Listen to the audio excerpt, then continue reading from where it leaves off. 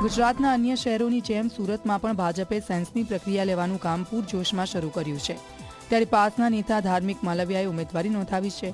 2 નંબરના વોર્ડમાંથી ઉમેદવારી માટે ફોર્મ ભર્યું છે। મહત્વનું છે કે ગઈ સ્થાનિક સ્વરાજની ચૂંટણીમાં ધાર્મિક માલવિયાએ ભાજપનો વિરોધ કર્યો હતો અને ભાજપ પાટીદાર વિસ્તારમાં 27 બેઠક હારી ગયું હતું।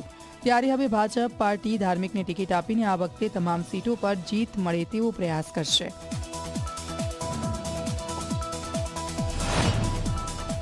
ગત સ્થાનિક સ્વરાજની ચૂંટણી વખતે પાટીદાર અનામત આંદોલનની સક્રિય ભૂમિકાને લઈ અને જે પણ કંઈ રાજકીય અને સામાજિક બાબતો બની છે સમગ્ર મીડિયા અને સમગ્ર ગુજરાતની જનતા સમક્ષ હતી।